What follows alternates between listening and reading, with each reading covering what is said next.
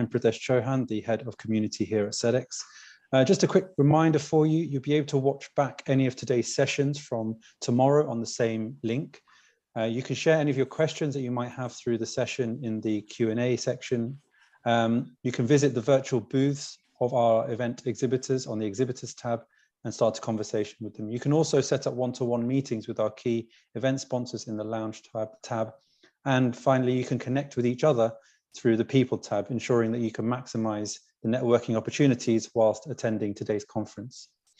On to our next panel, India's business responsibility and sustainability reporting, the way forward. In response to the lack of accurate information being provided through India's business responsibility reporting framework, the Securities and Exchange Board of India recently introduced the business responsibility and sustainability reporting framework.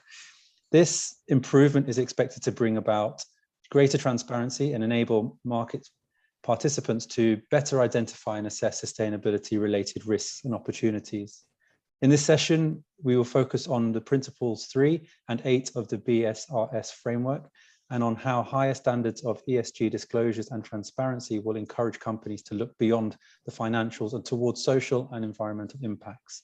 Moderating this session will be Mr. Prabodha Acharya, Chief Sustainability Officer at JSW Group. Hello, sir. Welcome to this session. I'll now hand over to you. Thank you very much, Pritesh. Thank you for introducing me and introducing the session today. And I have an August panel today to discuss how the India's business responsibility and sustainability reporting is going to shape up and how it is going to progress. So before we start discussion, it's my honor to introduce the panel first. And we have today Mr. Virap Mehta. He is the adjunct faculty of Indian Institute of Corporate Affairs.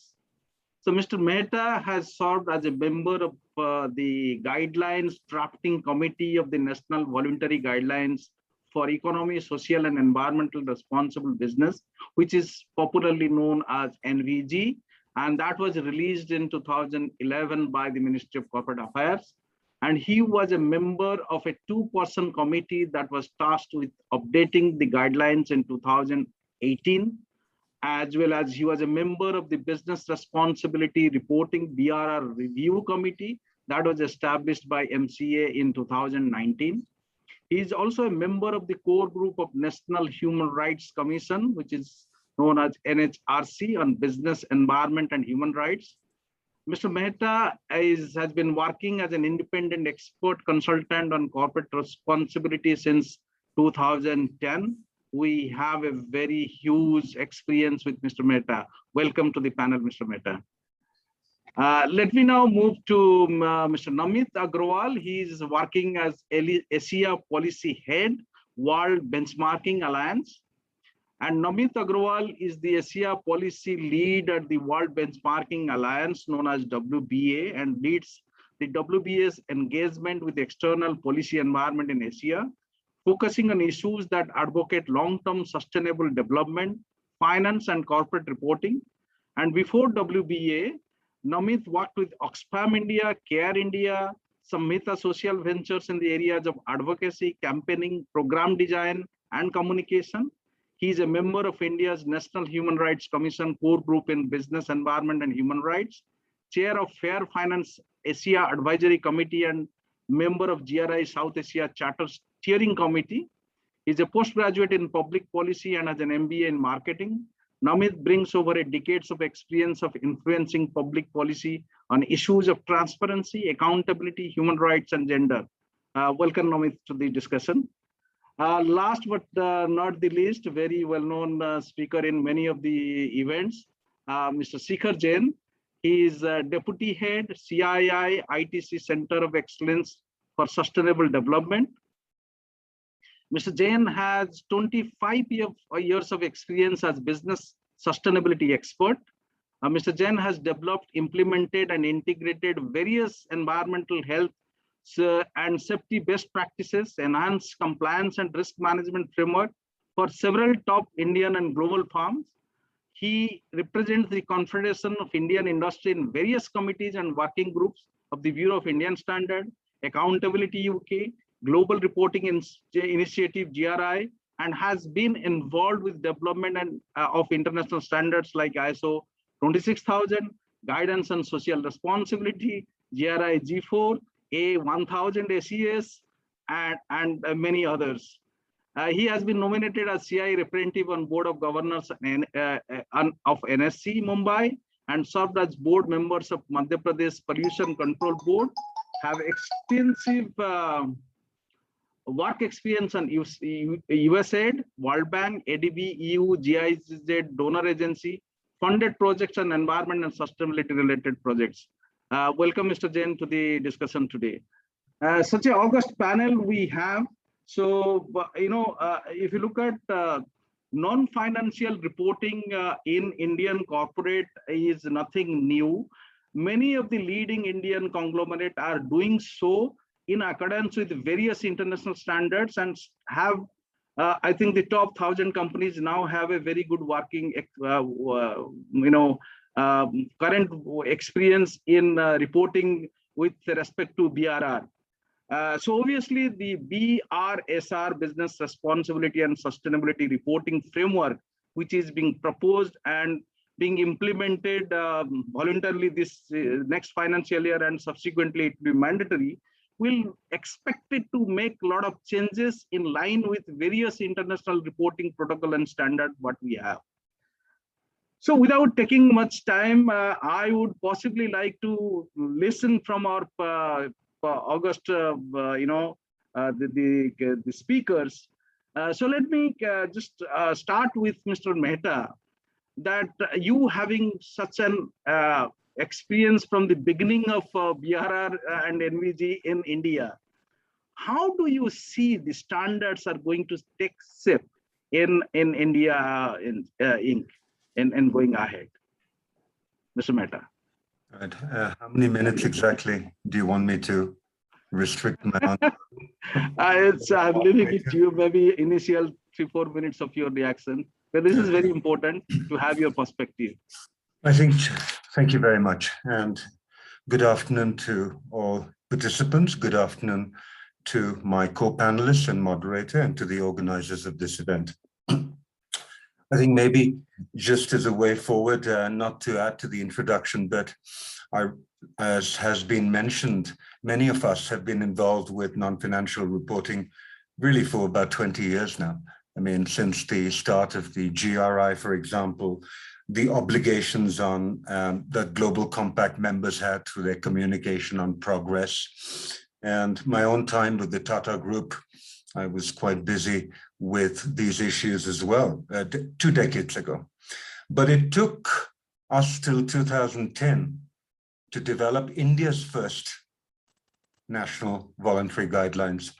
And then, as you've heard, 7-8 years later, the national guidelines for responsible business conduct, which was really an update to capture all the things that had happened, including human rights, climate change, supply chain imperatives, into this new framework.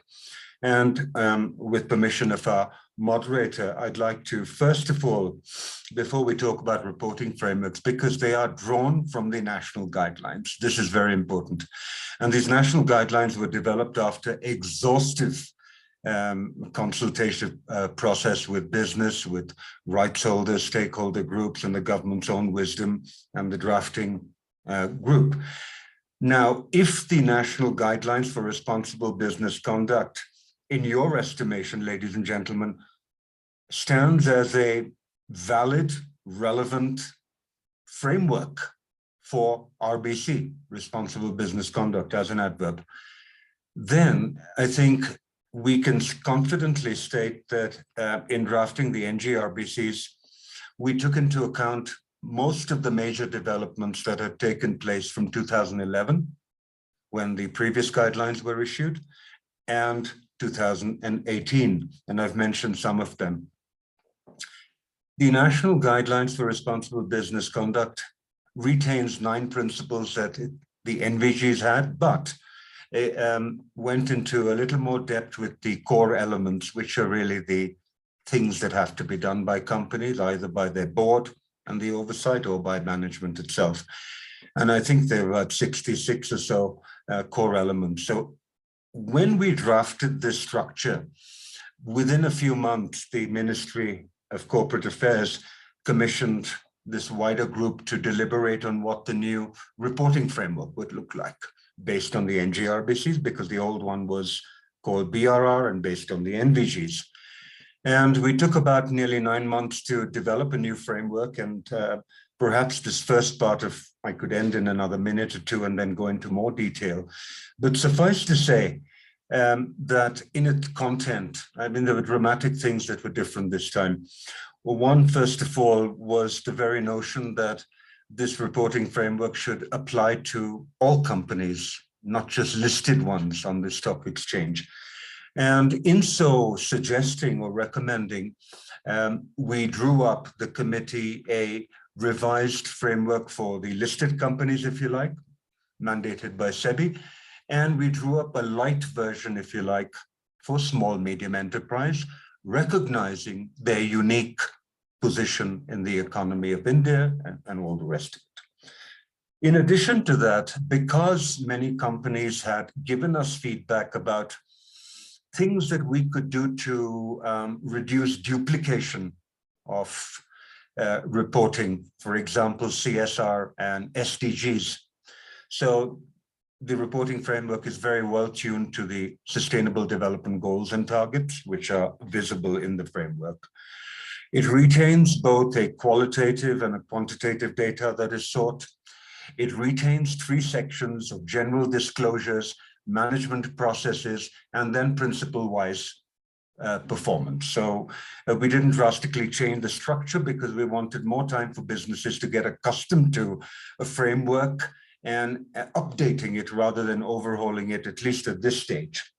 And lastly, I think that what is relevant here is that what was not done before, and many companies wrote in. This is my concluding point. Many of us have been parts of groups that have analyzed no less than 5 continuous years of BRR reports. Namit is aware of this, Sikhar is aware of this as well, whether through X entity or agency or another one. But every year there has been analysis of BRR reports. And one of the feedbacks was that there was a lot of lack of parity between the way companies responded to certain questions.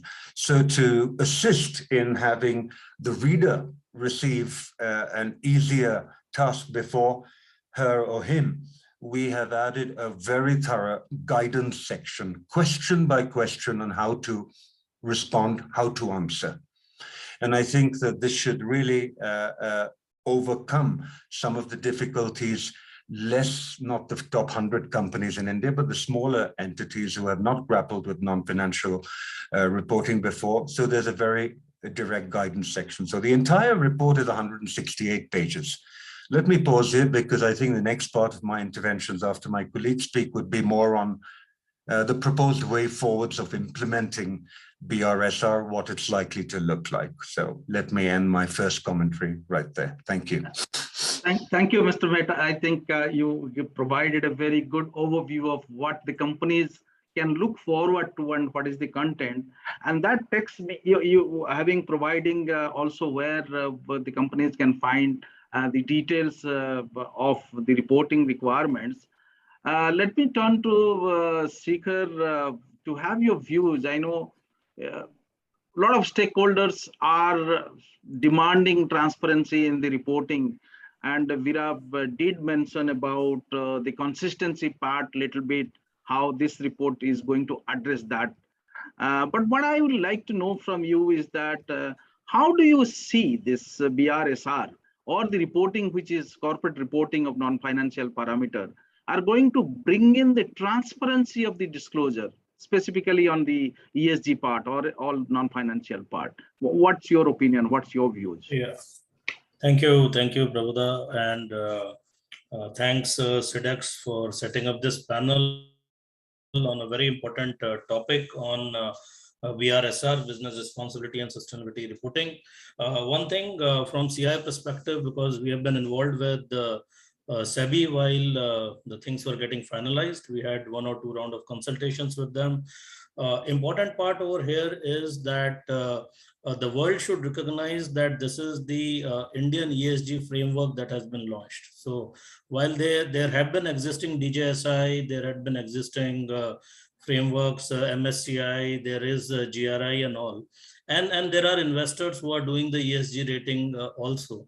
So one thing that we should understand is that SEBI having mandated this from financial year 22-23, I think is the Indian framework for ESG. And I think that should be first realized and recognized by the investors, both foreign institutional investors and also the Indian institutional investors. So I think, Prabhuda, when you asked that what is the need of transparency over here, I think for the first time what we are trying to do, which we missed doing in BRR, was which might be Viraf might not like because he is the founder of both of them.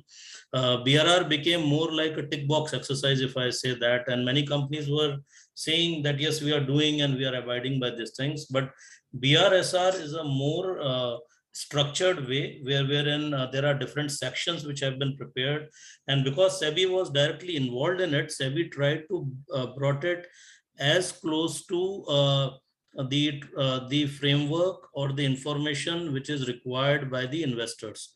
And just for the knowledge of all, in discussion with SEBI, because soon there would be a taxonomy also, and there are more than 500 data points which are there. So which the corporate India needs to understand that it's not only the principles, but there are section A, B, and C. So when it comes to transparency, I think there are general disclosures which are there, which can be directly taken from the information that the listed entities are already having with them. Then there is a section B which talks about the management related disclosures, which are equally important, which is from the governance side of view. And then comes the last section C, which talks about principles. So when it comes to transparency, I think they have linked section A, B, C in a very logical framework.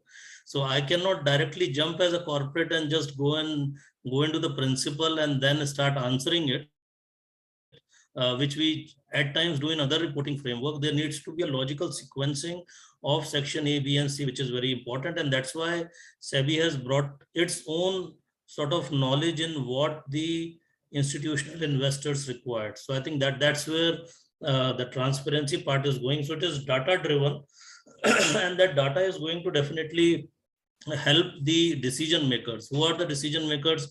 Largely because we are talking of SEBI over here, and SEBI is a market regulator, but then there are listed entities on BSE and NSE, and the stockholders, which are the retail investors and also the institutional investors, I think they will definitely like to look into this type of disclosures that the company would be doing. And coming more specific to what Pritesh said us, that more precisely on principle 3 and principle 5, which talks about that how does business respects and promotes the well-being of all employees included in their value chain. And then principle 5 talks about how businesses should respect and promote human rights. I think these are sort of very direct titles which are there. So what I see is that this is more evidence-based transparency that they are putting in place. So I cannot write a narrative over here and suffice myself by saying that, okay, this is the way I'm doing it. I will have to definitely show some evidence which would be there. So I think this is a good start that we have moved from the BRR to BRSR. And I think we would be amongst a few selected market regulators who have prescribed this format. Now it's the success for not only us driving it, but also for the investors. And here, let's not confuse with the word investors.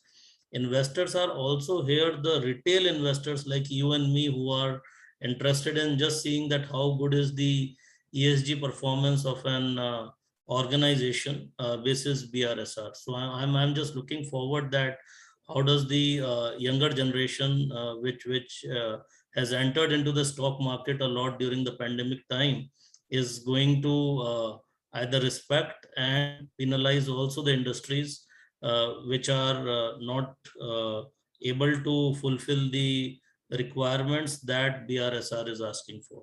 So these are my initial points, Prabhuda, and then we'll come back as you ask us. Thank you. Thank you, Sikhar. I really liked your point that, data-driven reporting will bring in comparability and consistency, and therefore transparency will build in confidence of stakeholder. I think that is very fairly you summarized the expectations of transparency. And thank you for bringing out the requirement of Principle 3. Actually, that prompts me to come back to Namit, having such a vast experience in standardizing and research and benchmarking. Namit, what are your recommendations specifically with respect to Principle 3 from your research to the companies to adopt so that they can promote the business, the Principle 3, that is business should respect and promote the well-being of all companies, including those in the value chain? So how do you see it? What your advice to the companies? Thank you, Prabhuda. And I think it's been really inspiring to hear Viraf and Sikhar share their perspective as well. So from the perspective of World Benchmarking Alliance, what I'm going to do is also bring in two of our benchmarks and data points and learnings from two benchmarks. And there are a number of Indian companies in these benchmarks. One, which I'm assuming many of our audience here would have heard about, is the Corporate Human Rights Benchmark, where we assess close to 200 top businesses, of which I think 4 are headquartered in India, but many others are also operating in India. And what we have observed in the last few years is, on one hand, while the awareness and understanding of companies in general about meeting fundamental expectations of the UN guiding principles, or the larger responsible business conduct and the framework that are emerging, that has definitely improved. But what we have also seen is there are 2 specific challenges which are also linked with Principle 3, like you mentioned. And one of this is the fact that very few companies, and this is from a global perspective, but like Viraf mentioned, any of us who have done an assessment of the BRR reports of Indian companies, we have also come across some of these circumstances where only a handful of companies demonstrate their willingness and commitment to take human rights seriously. And a bigger problem there within that lies in, on one hand, there are these commitments and disclosures and processes that become part of the sustainability report or the BRR or GRI or whatever format you want to look at. But when you start looking at the actual performance and results, that becomes very much different and difficult. On one hand, transparency becomes an issue, but then how do you measure that is another challenge. Similarly, when we assessed companies in the food and agriculture sector, we found severe challenges when it comes to the supply chain and value chain. And we all know in India, the value chain part and the informal economy is huge. Food and agriculture is a very, very big sector for us. And again, linked to the global trend, what we have found is a lot of some of the basic issues around forced labor, child labor are something that we would expect none of the big companies are part of. But when you start looking at the disclosure and the data that is coming out, it's very hard to understand what are the commitments, what are the issues that the companies have identified in their supply chains. And when you map it with what's happening on ground, there are obviously a lot of chances of finding forced labor, child labor, and some of these basic things in those supply chains. So I think with that context, when I'm looking at Principle 3, and in the process of giving our recommendations to SEBI and MCA, we were focusing on 2 particular aspects and focusing more on the leadership principles, because we realized that the general principles are applicable to a much wider set of companies, and not everybody would be at that level of maturity that they will be able to get into more detailed indicators. But what we found lacking, or what was a recommendation on Principle 3, is some of those indicators could be more forward-looking, so that for the companies who are providing data in response to those indicators, they can give more indication of what are their commitments, what is the journey, and what is the direction that they want to take in. And that will also trigger some sort of a positive competition from other peer companies. So that was one very clear recommendation that we thought that companies in the leadership segment would like to focus more on. And then these commitments could also be around, what are the mechanisms that companies would like to bring in to make sure that the value chain partners comply with some of the standards that are set out in the NGRBC. So that it's not just about, like I think Shikhar mentioned, it's not like a tick box exercise that yes, we are committing to do X, Y, and Z, but making sure that what does that commitment look like? What are the targets? What are the efforts that the company is going to put forward, so that in the subsequent year, if somebody is trying to compare and see the progress, there is a baseline for us to be able to do that. And then the other major recommendation that we wanted to bring out was there was a mention about recording and reporting complaints and grievances of employees in the value chain partners. But it will be important for companies to also talk about the mechanisms. How are they enabling those employees in value chain partners to be able to access those grievance mechanisms and bring out the complaints in the first place, so that anybody can look at whether they are able to raise those complaints and whether those complaints are being resolved. So I think those were two of the major recommendations that we had. I'm also happy to share more at a later stage. Thank you, Namit. I think your recommendations, I'm sure I see Mr. Mehta is taking a note of that and he will consider while revising. I'll come back to Mr. Mehta, but in the meantime, I just have a follow-up question for Sikhar. While describing, you was talking about how the reporting has to be data-driven and how it should be supported with credible data and information so that it can make worthy of believing the company's efforts or bringing in the required transparency and credibility into the reporting structure. So there is a follow-up question. So what are the, if you want to name a few, for those two principles, principle 3 and principle 8, would you be able to elaborate a little bit of what kind of evidence possibly will be required for the reporting organizations to put there in the report, or what the stakeholders are going to look for? Yeah. So if you see, that's what I was saying, that this cannot be just a mere tick box exercise. So I think this is more precise to principle 3 and principle 5.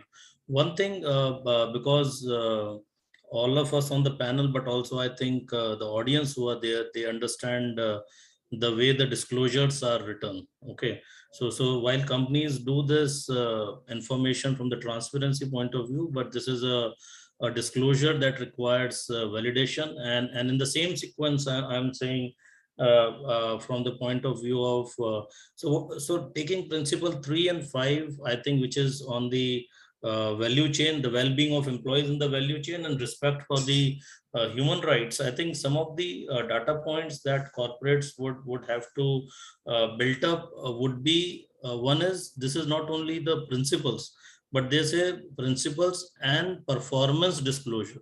So one thing, when I was discussing with SEBI, my initial request to all the audience is that while it gets mandated from FY 22-23, but SEBI is saying that there should be companies which should be early adopters. The reason for early adopters is then in 22-23, if I give my performance on human rights behavior, I have to give previous 3 years data. So, if I'm not generating the data now, in 22-23, I will say that, boss, I do not have any data for previous 3 years, but now I will start doing it because it is mandatory. So I think my request to first all the people would be, because in India, we generally just go with the mandated part. So my request to all the company secretaries, because they would be the one who would be taking care of the LODR and all. So I was just talking to a few companies that regulated part is FY23, but that is asking for previous 3 years of data. So you need to have data of 2021, 21, 22, and 22, 23. So if you do not have that, so that means is that we have to start doing the data collection now. And at least some initial things we have to put in place. Now coming to what principle 3 is asking, if you, I just remember some of the things. It is saying that the main data points over there, which are called as essential indicators, and there is something called as the leadership indicators. I think they are asking for accessibility of workplace, meaning how the employees, in case they have the ramps, they have the signages, how are the restroom accessibles and all. And minded, they are asking for well-being of all employees, including their value chain. So the company, which is a listed entity, has to ensure that while they start practicing it, but similar code of practice have to be also translated or transmitted to their value chain through some code of practice and all. Another thing is on the parental leave. So they're asking some data point of view from the parental leave point of view, that once the people return after the parental leave, are they retained within the organization, or there are certain fringes which are there. It talks about health and safety, I think, and how the skills development has to be done. And I think very important part over here, which connects to principle 3, is that what we have learned in the COVID times is that while companies are looking for expansion and all, the existing employees have to be reskilled. I think because the technology part that is now coming into place. So what is your data on the reskilling part? So what I am saying is that when I am saying that this is a data-driven reporting, we have to start building those data sheets now. And that's what my request from CI to all the companies at this stage is, the 1,000 listed companies. I know that the first 200 will have all this information, but they might have some software through which they can extract this information.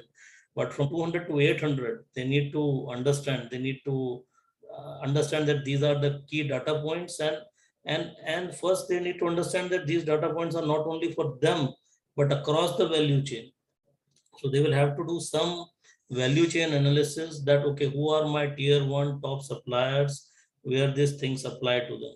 So largely, if I am dependent on some outsourcing like automotive companies and all, there I will have to build up that this issue is very important in my supply chain. And similarly, we have expert in the form of Viraf, who is there for principle 5, which talks about businesses should respect and promote human rights. So I think another issue which corporates need to understand, because I don't want to be in the shoes of Viraf because he is the human rights expert, but it takes me first half an hour to 1 hour to explain the people the difference between labor rights and human rights, because we generally confuse them that it's the same labor part that I have to teach to all of them. But human rights goes beyond the labor part of it. These are the fundamental rights. What are the rights for you at the workplace? You need to understand that, how those rights have to be applied by discussions and all. And that's why if we see how SEBI has used the terminology which Viraf can claim has been given by him, it says business should respect and promote human rights. They have to respect, for the respect itself means that I'm recognizing that these are the rights of the labor, rights of the extended families which are there.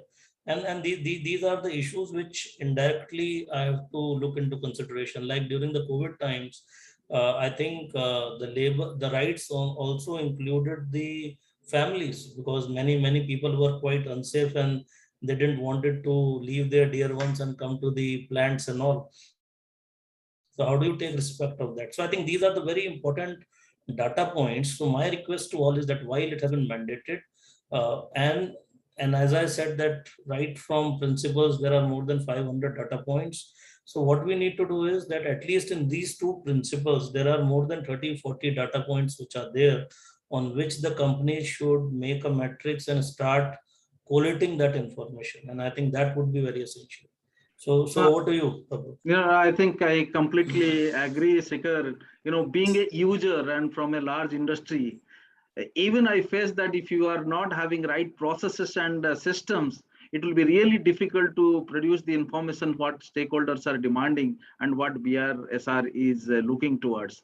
Yeah, good that you touched upon a very good point of human rights where people are a little bit confused. I think I will take the advantage of having Mr. Mehta in the panel to demystify what exactly it means for business. And if you if you want to explain Okay. how it will be applicable.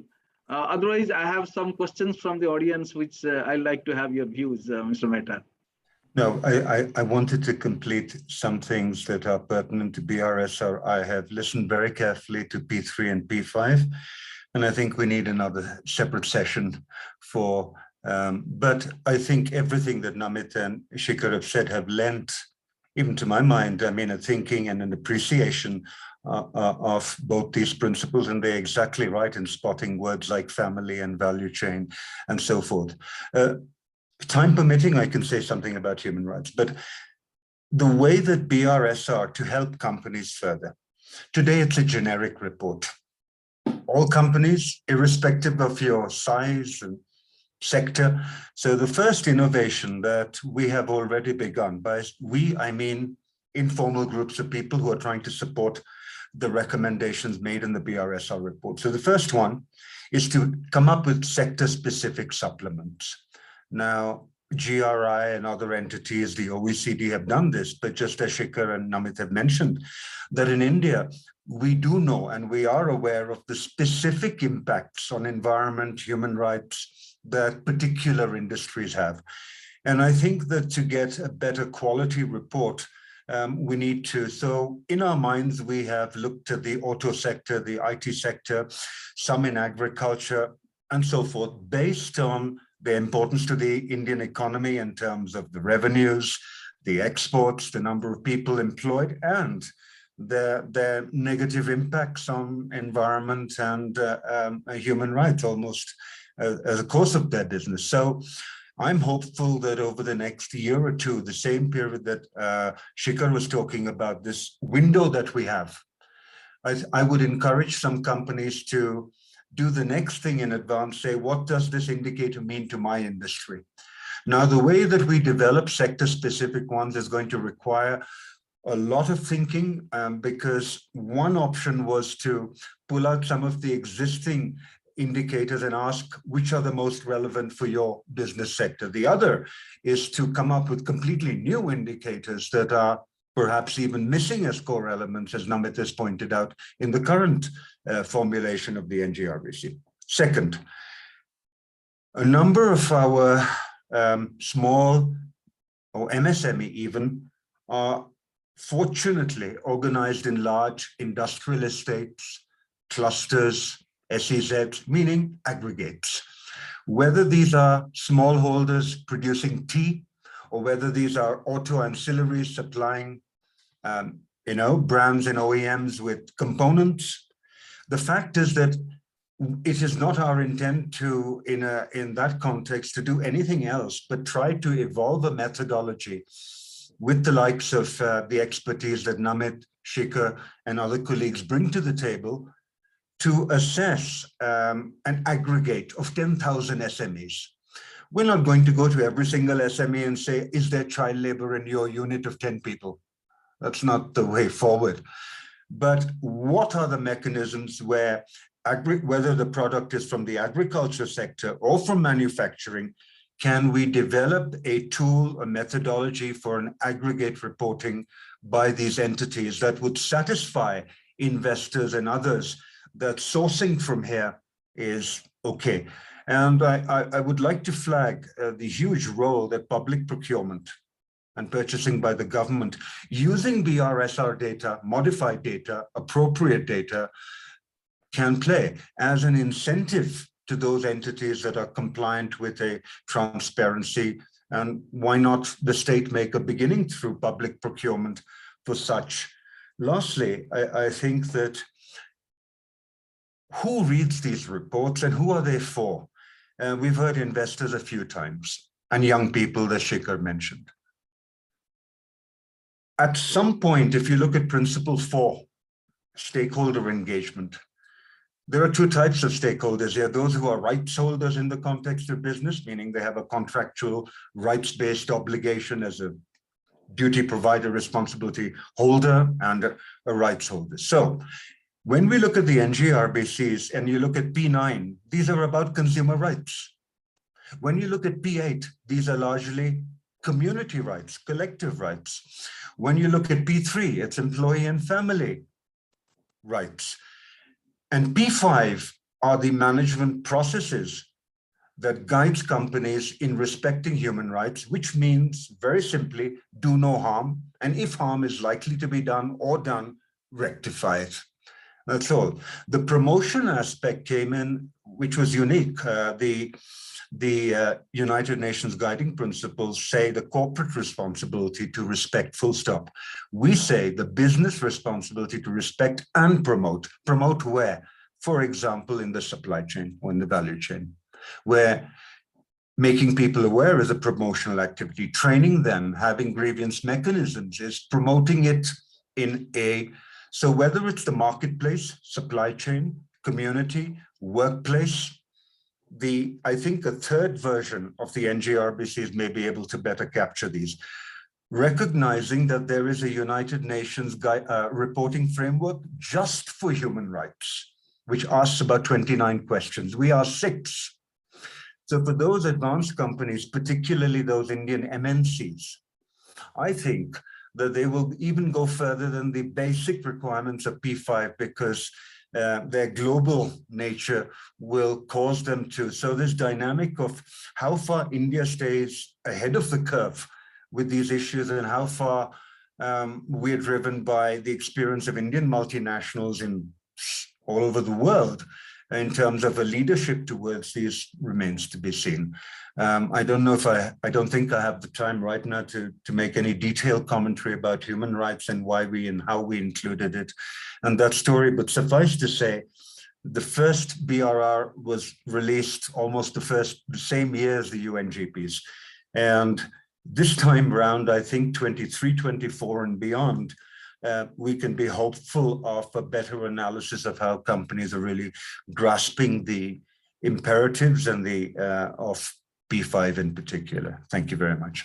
Thank you, Mr. Mehta, for summarizing that. I think that's well-rounded explanation of how we look at the BRSR. And that takes me to Namit to give some perspective.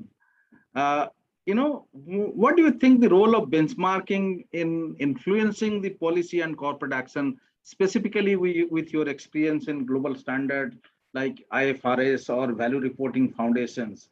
So how that will help shaping, influencing and improving? I think that will be an interesting viewpoint to listen from you.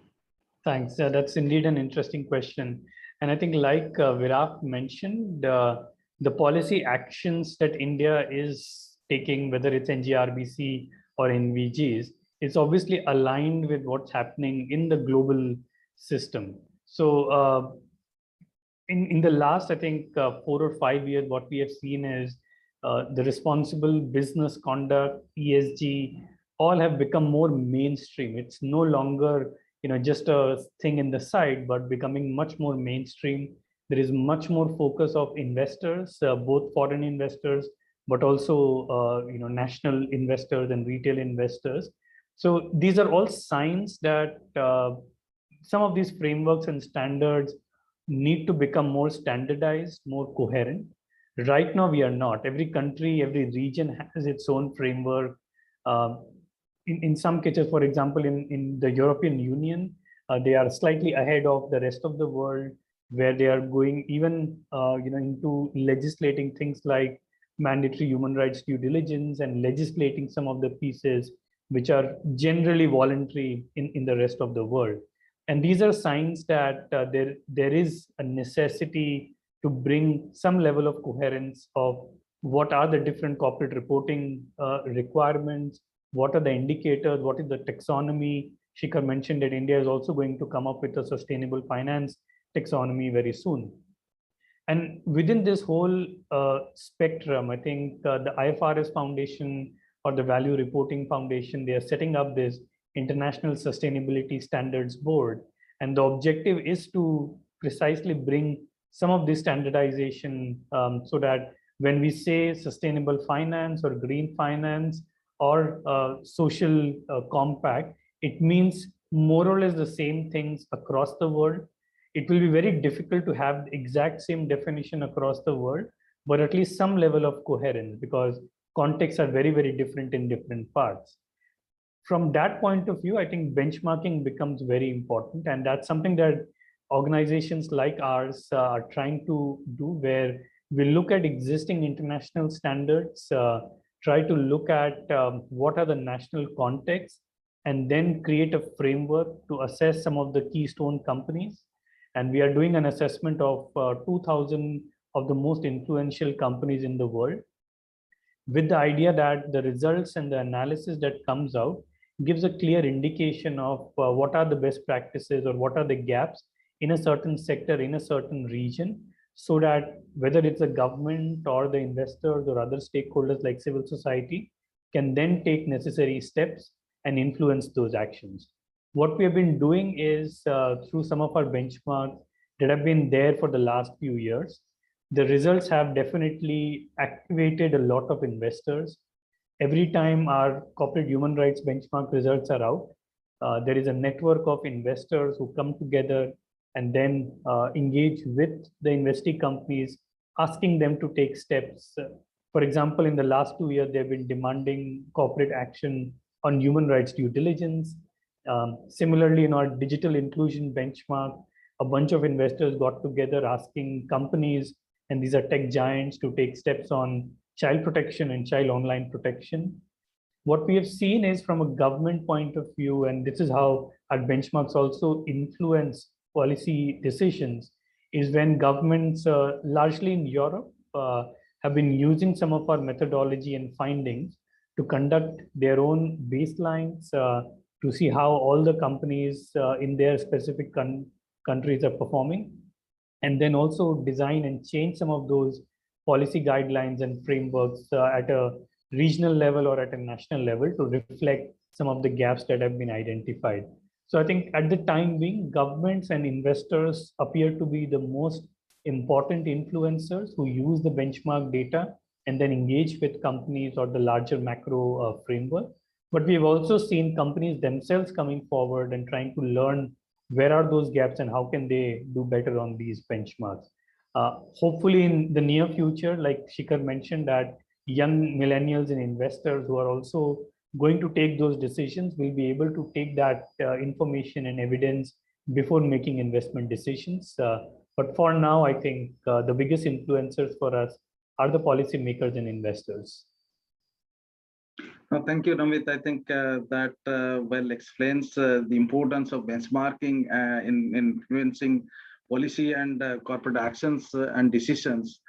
Namit, if I just come back to have a very generic questions, now if you are a reader or if you are a user of the BRSR, so what are the advantages you can expect, at least from a reader's perspective? Sure.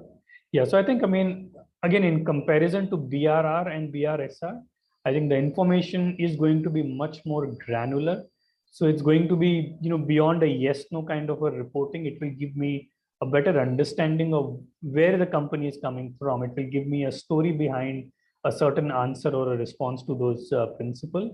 It is, however, not enough. I will still need to engage with the company or read the sustainability report or get more information to understand it more substantially. But it will give me a much better understanding of what is the thought process and where is the company coming from. And then depending on the sector and the scale and size of the company, I will then know where to ask more information, where to search for more information. So I think that's something that I'm really looking forward in whenever the BRSR reports start coming out.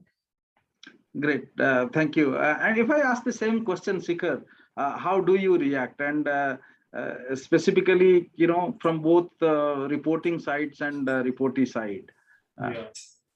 So I think what has happened over last 10-15 years also is, and I think more during the COVID time. I think the interpretation that has gone into the non-financial reporting part has substantially increased. So if you see the information on ESG has already reached the boardrooms. So I found none of the boards today not discussing anything on the ESG part. And similarly, from the reader's perspective, I remember my days of MBA that who reads the annual report first? It's not only the company, but the competitor also reads the annual report. So if I'm an automotive company, my competitor and their directors also read my report. So when they will I say, completely agree on this point with you, Sikhar. so what happens is that if I want to demonstrate my leadership position by giving a green entity to myself, that I am a benchmark in carbon neutrality or on net zero, or I am good in various things. So today what will happen is the reader of the BRSR will look, if I am a reader of BRSR, if you say, I will like to see the leadership, that let me see that how this company is demonstrating its leadership towards promoting well-being of employees in the value chain, and how it is promoting the leadership related to human rights issues. So, so my perception will change. Yesterday, I was not reading my sustainability report from that perspective, but today I will read the report from that perspective, that let me see what substantial information is coming out of it. And even if it is not substantial, we cannot benchmark that all the companies will be at the same stage. But even if some company says that, okay, these are the baby steps I intend to do, then also it's a good information for me. So for me as a reader, that becomes a very good information. And of course, for the investor, it is a wealth of information. For the retail investor, for the retail, it is also. So what will happen is that anybody who is trying to create a business relationship will definitely in the future read BRSR of that company. So if many a times happens to me that if I am going to a company XYZ, so generally I look at some data, how the data points are there. So I can open BRSR and I get a good sort of one sort of complete snapshot of the company, what they are doing on environment, what they are doing in value chain, what they are doing in supply chain. So I think that will bring a more quality information, which is going to improve as we go along. And I think a lot of hand holding will be required. But above all, remember one very important stakeholder which have always been at a very safe distance, I should say, was the CFOs of the organization. They always created this terminology of financial and non-financial. So I have stopped using BRSR as non-financial information. We should start calling it as an essential information. So now we should say that this is financial and essential reporting. So it's not only non-financial, because the moment we use the word non-financial, half of the CFO fraternity goes out of it. So now we are saying that it is financial and essential information. So I will just give an example, and which I encountered, which is not from the point of view of value chain or from human rights. So company is disclosing information on climate change. Prabhuda, you know that they are giving what is their carbon footprinting, they are carbon neutral, they are net zero and all. So one ESG investor rated them on the scale of 10 2. Now, I was also surprised that they are doing everything. They are a benchmark on climate change. How you can rate them 2? So I happened to discuss informally with the investor analyst, and he says that throughout the report they are writing what they are doing for climate change. But what we are interested in knowing is what would be the impact of climate change on their business. They are an agri commodity company. If the climate change is going to impact the agri sector, they are not writing that what would be the loss that they would be bearing in, and do they have farm insurances for the different crop patterns and all. And we are asking them, and they are trying to not give us that information. So similarly, it will happen in the case of human rights and value chain. I cannot now say that I am doing trainings and I am good to my employees and all. That is fine.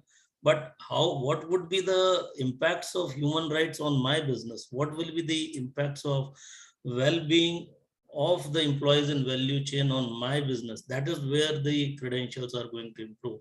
So that's from me. Viraf has some hand raise. Might be I have said something that Viraf has not liked or something. No, thank you, Sikhar. I think you There's brought in a very good point, Sikhar. You know, finance and non-finance. Usually we deal with, we always call people managing the finances are the finance, but everybody is a finance manager in the company, and all informations are required for the financial good health of the company. So that's a great point. Because we are pretty close to the end, I would tend to Mr. Mehta, a direct question which has come from the audience first before I have my question to ask you. Is the BSR released yearly? I think yes, but for transparency issue, is the report to be published public or just share only to the stakeholder related parties? And who verify this BRSR report? So I think the question is it an annual release? Yeah, I get it. Who are the stakeholders and how it is verified? All right. So let me put my human rights hat on and hope that it's a person from civil society that asked the question. We have a right to information. And we have a Right to Information Act for all the reasons you know, but it only applies to the state. But why not to those situations where the state is the largest business person in the country? It may outsource an activity to the private sector, but it's still the owner and the responsibility holder. Now, in 2008 and 9, many of us, groups of us, were debating whether the RTI can actually be amended and a separate section on the private sector in certain contexts where the government led that. And that seemed a very, very distant route to take. So in the first instance, I think the ultimate ethos of this discussion is exactly not the annual report. The annual report is an accepted way of presenting information at the end of a financial year, financial data, other essential data, and so forth, and has a place and a purpose. But if you look at the terminologies of public relations, corporate communications, look, a stakeholder wants information in real time. And I see no reason why the real issue is, if you imagine, for example, a plant coming up, let's say in mining, do you think that the community are going to wait to be told, read my BRSR report next year? They want to know right there and then the things that are going to impact them. Now, at one level, it could be that the traditional route of reporting that we've all been discussing remains the bastion of readers such as investors and entities in the financial world that use that data to make less risky decisions. And on that point, it wasn't a disagreement with at all with Sikhar, but just to say that there's competing demands in human rights. When we say human rights risk, we mean risk to the human rights. When we talk of materiality, we mean risk to the business. So I think sometimes it gets lost between those. So in real time, if you or I want to know something about a company, because we have to take a decision now or today, or we are affected today, there's no place for that. This is why I mentioned in my last comment that in a sense, what stakeholders want, if you read our principle 4, they talk about access to information, quality of information, frequency of information to stakeholders, and in the vernacular and languages and formats that are accessible to affected people. You could argue that BRSR has nothing to do with affected people, but its representatives will use it for sure, and they do. However, I'm of the belief that many leadership companies will evolve specific communication. Everything in BRSR is not relevant to the community, for example, but everything in the community is insufficient in the current reporting. So that you could see 2-3 things: modifications where at a startup of a project, right when you acquire land and those, there could be a report. And our supplements are not only designed as sector supplements, we're thinking of stakeholder rights holder supplements that answer the type of queries from the affected people's point of view. And the evidence that we are seeing today is that in those companies which are very strong on a type of stakeholder engagement, a company may be very good with its employees, but very poor in the supply chain, not so good in the community, and it varies depending on the influence that the rights holder has at different life cycles and times of the company. They will rise and they will emerge, and there will be some constant ones. So I think that the BRSR at this stage, as a member of somebody who's been discussing these and formulating them, is very early days in the journey to true transparency and the real-time demands of disclosure. Those companies that are able to move to that speed of response, I think, are going to be the successful ones. And those who retreat into just an annual exercise because it's required will miss the whole point of communicating with stakeholders as a way of reducing risk to the human rights, to the business itself. What role this type of data and this type of narrative has in informing these special packages that you make for stakeholders, I'm not in a position to predict at this moment, but I hope that discussions with colleagues like on my panel will inform that discussion. Thank you very much. Thank you. I think just for the interest of time, I have only a couple of minutes left. A quick summarization. Let us start with Namit. Do you think this reporting requirement is going to benefit the organizations, companies, or it is going to be too much of a bothersome in reporting, too many things and too many reports? Summarizations. I'll go with you, and then Mr. Sikhar, and then finally Mr. Mehta. Sure. Yeah. So I think, sustainability is not siloed. So if you're talking about sustainable and inclusive development, it cannot be just for the community or workers or the company. So if any company is taking efforts and steps to ensure sustainable and inclusive development, it is going to be holistic and it will definitely benefit everyone. And just quickly to add, there was another question on the verification part. And I think, that's going to be the next stage of BRSR, because right now it's self-reported and disclosed data. Once we are able to, as users and readers of that information, whether civil society, investors or others, if we are able to find information, challenge that information in a proper set mechanism, I think that will add much more value to the reporting and the data that is coming out. Great, thanks, Ramit. Thanks for answering the last part of the question also. Sikhar, what's your summarizations in 30 seconds? Yeah, I was saying 1 minute, but I think three things important. One, it is not only data driven, but I liked what Virav said. Let's not get sort of caught into year-on-year reporting, but definitely I think BRSR is to be seen. Starting point is data, credible information. Second would be the impacts that happen. So I think all of us over here, 5 years down the line, we should just sit and see that what impact BRSR actually made to the complete ecosystem. And for that, I don't need the actual verifiers, but I need that stakeholders to verify that information. So it's not only the impact that the industry creates or the businesses creates on the ecosystem, but also those stakeholders, they start sort of saying that yes, businesses have done these things, and there is a visible impact of this reporting that the organization has done. So I think that's what my belief is that corporate should move towards. Great. Biravji, quick words. Yeah, very briefly. I think we've been saying reporting and disclosure, but our view when we drew up the NGRBCs, that the framework before it was made, BRSR, etc., reporting is for companies to learn themselves and to reflect, and disclosure is accounting for their impact. So I think when we say reporting and disclosure, it means people think of the report, but the primary purpose of reporting is for self-introspection, learning, correcting track, and disclosure is for accounting. Something that both of you had smiled on, our moderator and Sikhar.